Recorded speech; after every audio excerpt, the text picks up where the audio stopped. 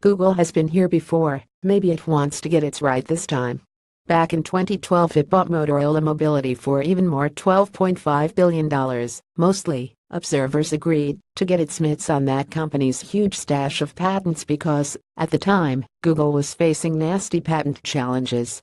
The best way to ensure you don't get done over it-wise by your rivals is to get yourself enough patents so that you can, if pushed, pull a couple out and seek injunctions. Google got its patents, but held on to the smartphone manufacturing as well, without much success. 2 years later it sold Motorola Mobility to Lenovo for less than $3 billion.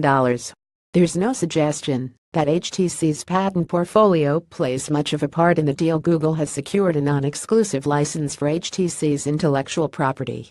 Then there's the id version of that imperial embroilment theory. We saw it in spades with Microsoft and Nokia. What started as a deal to license Windows Mobile and not use Android ended up with Microsoft buying the smartphone part of Nokia, mostly to avoid a damaging defection by Nokia to Google. However, that move had disastrous consequences with huge losses for both Microsoft and Nokia. Sentiment and loyalty, well, it seems slightly unlikely in the rough, tough world of mobile phones, but HTC is a long-standing Google ally. In fact, it was the first OEM to produce an Android phone, and it's possible that Google just feels an old-fashioned loyalty over what is now a special relationship. That notion is reinforced by the hard-nosed fact that, were HTC to completely fail, having been a loyal licensee since Android was a baby, it just looks bad. HTC is producing Google's Pixel phones, the Pixel 2 and the Pixel 2 XL, that it's now clear it is launching in October. As with the iPhone, the information has been leaked. So buying the juicy bit of HTC to stop it going under would be a powerful motivation in its own right.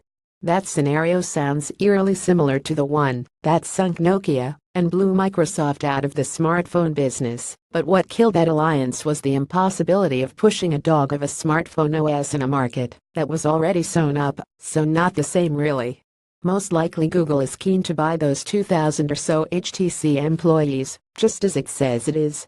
It still wrestles with Android's openness and the propensity of the other open-source users of the OS to continue to fragment the Android market.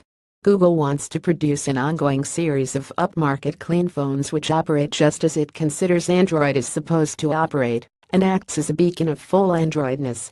For HTC, the deal will bring a welcome boost in funds.